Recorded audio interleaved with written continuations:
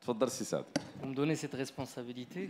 Vous l'assumez totalement, je vois. J'assume. Avec la jeunesse, tabakallah alik. Marhaba. Alors, je pense que les présentations ont été faites, pas besoin de présenter. Alors, rapidement, à propos de l'APC, je pense que durant le deuxième panel, on a présenté plus ou moins qu'est-ce que c'est que l'APC, les membres.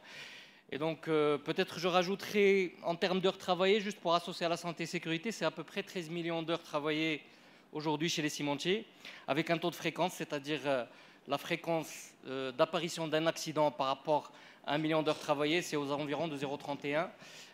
Juste pour donner plus ou moins une valeur à ce chiffre, en 2012, on était aux alentours de 4,21 pour une évolution, une diminution parfaite aujourd'hui vers 0,31. On espère que ça atteint le zéro, principalement dans les années à venir, Inch'Allah. Donc pour le transport généré, on est aux alentours de 32% du fret routier national, avec 92 millions de kilomètres par an à fin 2023 et 2300 véhicules utilisés, 4400 chauffeurs employés.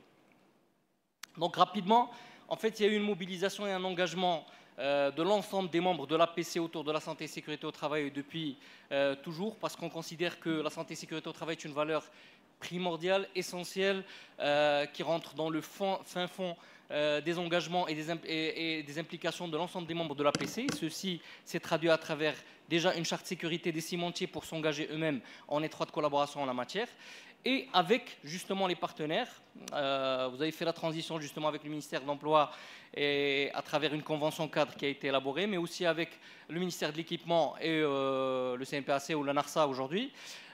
D'autres partenariats et conventions avec d'autres partenaires et parties prenantes, notamment par exemple les sous-traitants, on élabore des collectifs et des formations et des trophées sécurité justement pour les challenger en matière de la sécurité, aussi les transporteurs, parce que comme on génère un pourcentage de transport important, et bien sûr au niveau des associations et des organismes et des chantiers BTP ou des membres eux-mêmes. Alors les chantiers BTP, on va rentrer dans le détail de toutes les actions qui se font plus ou moins en matière de la promotion de la santé et sécurité au travail, justement pour le secteur du BTP. Donc je passe à quelques exemples de partenariats. Donc plusieurs séminaires et séances de formation en faveur des partenaires, notamment à travers des modules pédagogiques, des mobilisations des experts locaux, des ateliers de travail, des visites terrain, des participations à plusieurs événements et forums organisés un peu partout, notamment le premier forum africain de la sécurité routière au Préventica, ICO, etc. Et donc tout ça donc en pleine concrétisation de l'engagement sécurité auprès des partenaires.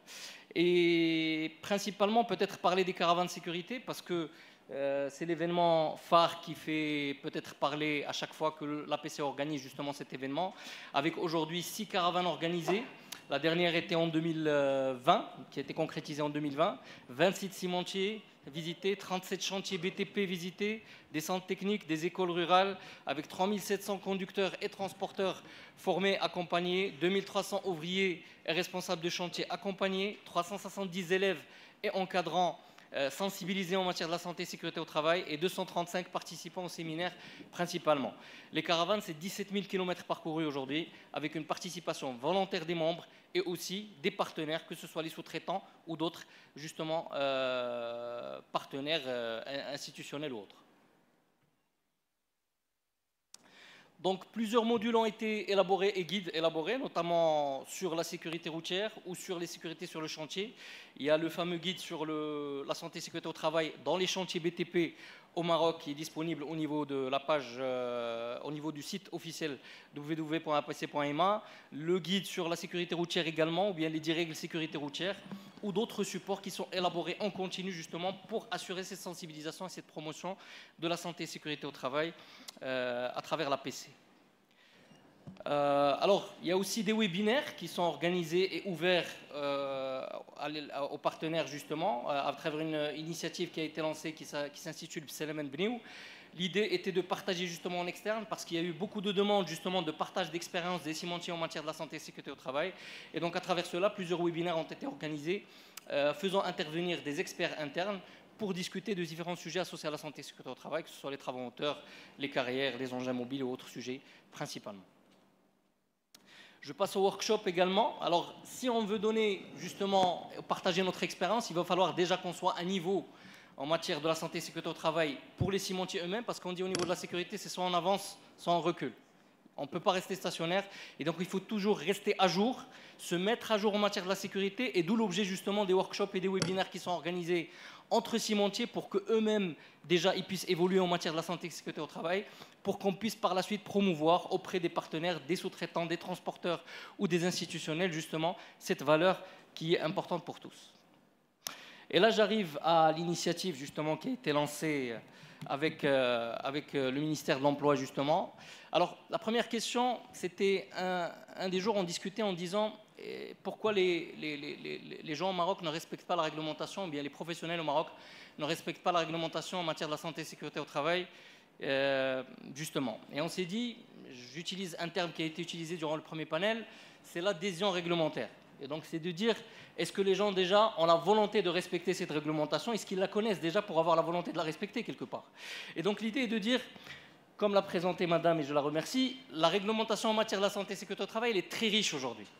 Certes, elle a besoin de mise à jour, certes, elle a besoin peut-être de compléments, mais en tout cas, tout ce qu'on a en matière aujourd'hui de la santé et sécurité au niveau de la réglementation nous permet justement d'assurer une très bonne prévention des risques au sein de nos chantiers. Et donc, qu'est-ce qu'on peut faire au niveau de l'APC justement pour pouvoir essayer de simplifier cette réglementation et faire en sorte qu'elle soit disponible déjà et compréhensible par tous. Et donc, l'idée était d'élaborer des fiches pédagogiques déjà en arabe et en français et d'utiliser un langage commun et non pas un langage compliqué parfois, justement, d'utiliser un langage commun que peut utiliser n'importe quel opérateur ou n'importe quel chef de chantier ou n'importe quel manager. Et donc l'idée était d'élaborer des fiches pédagogiques sur les différents thèmes réglementaires, notamment les échafaudages, les échelles, alors j'en passe tous les thèmes réglementaires associés.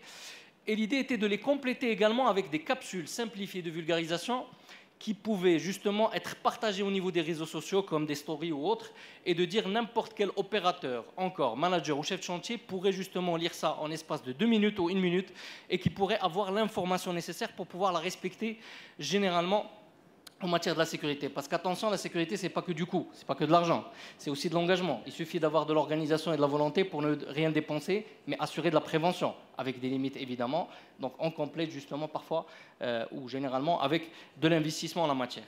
Et donc l'idée était d'élaborer justement ces capsules pour pouvoir expliquer, simplifier, vulgariser les textes réglementaires en la matière.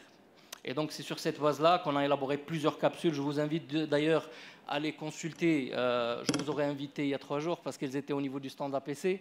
Mais là, je vous invite à surtout les consulter. Sur le web, j'espère. Elles sont sur le web. Elles sont également sur toutes les pages, sur les réseaux sociaux, en tout cas page Facebook, Instagram ou autres de l'APC.